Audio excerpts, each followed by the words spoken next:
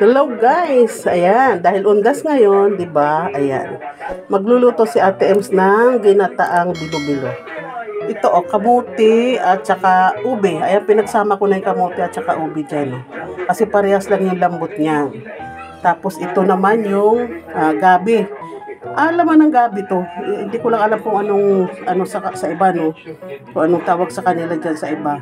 Yung dito sa amin, sa Manila, bungkukan yan ang tawag.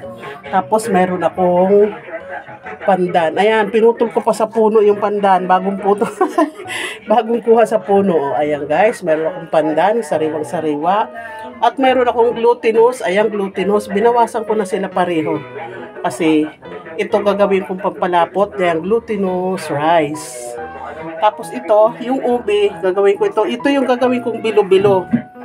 Ube, yan, violet siya, violet na glutinous, nilagyan ko na lang siya ng food color. Yan, gagawin kong bilo-bilo. Tapos, ito ang nyog. Alam niyo naman, siyempre, ginatan, may nyog. Ayan ang nyog. Kaya yun na namin. Tapos, ito ang saging at saka 1¼ na asukal. Kasi ayaw namin ng masyadong matamis. Ayan guys, eksakto lang yan. Doon sa dami at laki ng kaserola ang paglulutuan ko. Ayan guys, mamaya makikita natin yung result niyan. Medyo marami talaga yan kasi pag isang barangay yata. Ayan guys, so ayan, sarap yung violet. Yan ang sangkap ng bilo-bilo ni Ems. Ayan. Tapos meron akong sago. May sago pa yan. Wait guys. Ayan guys. Yan. Violet, ube. Gabi. Laman ng gabi. Ito ang aking sago. Medyo marami-rami ang aking sago. Marami-rami ang aking sago. Ayan. Tapos ito yung aking gagawing bilo-bilo. Na sinasabing yung malagkit, yung glutinous, ayan, gagawin ko na mamaya. Tapos ito na yung nyog, yung saging, yung sugar, at yung aking pandan na sariwang-sariwang galing sa puno. Ayan, pinitas ko pa galing sa puno, guys. Ayan, mamaya makikita natin yung kabuuhan yan. Yung ginawa ko kanina, ayan. Ito yan siya ngayon. Ayan na siya. Diba? Mamaya makikita niyo kabuuhan yan sa ginataang bilo-bilo pag maluto niya. Ito sago. Kasi ang aming ginataan bilo-bilo ay violet. Ito guys. Sarap. Ayan na guys yung bilo-bilo na violet. Yung glutinous kanina na violet. Ayan. Tapos saging. Ayan yung saging. At ito naman yung sago. Violet. Ayan guys. Ginataang bilo-bilo.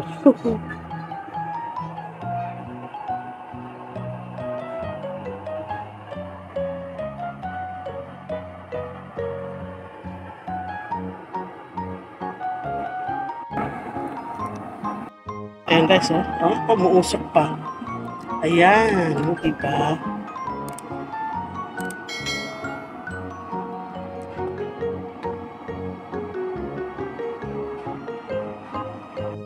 Ayan guys, nilalagay na namin yung bilog-bilo.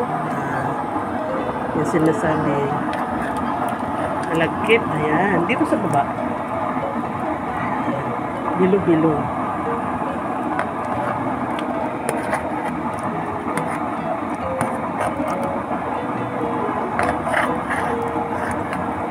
Ayan guys.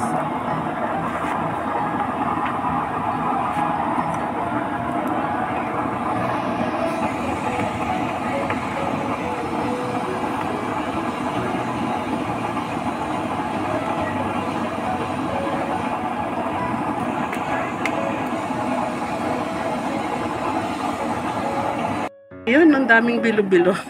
Ayan.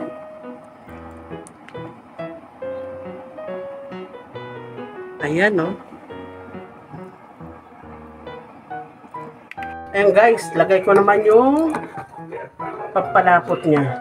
Ayan. Ito malagkit ito, yung tinunaw na malagkit. Siyempre, kulay violet kasi violet yung ating bilo-bilo. Yung ating mga ano dyan, ingredient. Ayan. Sobra na ang lapot. Kumapot na siya. Ayan guys. Ayan. Ayan, diba? Malapot na oh.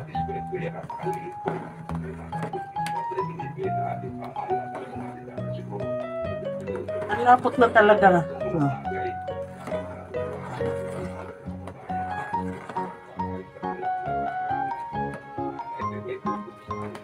Yung pandan, andyan na yan.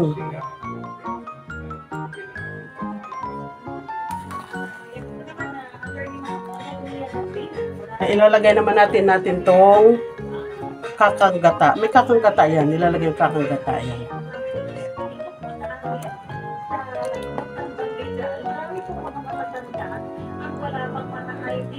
Ayan, parang gatas. Ayan. Ayan, parang gatas. Iputiin na ng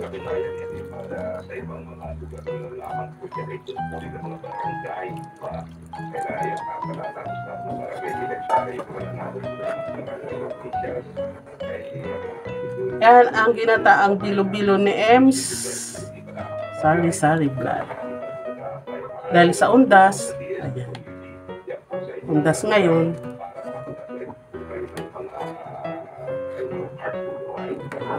Nagluluto talaga si Ems ng mga ganyan pag undas. Isang barangay ang kakain. Isang malaking kaserola. O, diba guys?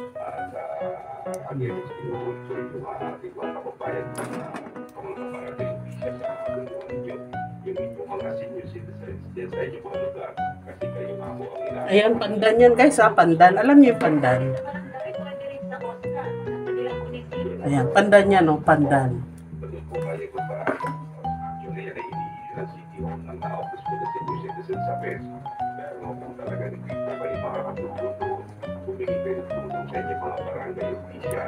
Ang daming ano, bilo-bilo.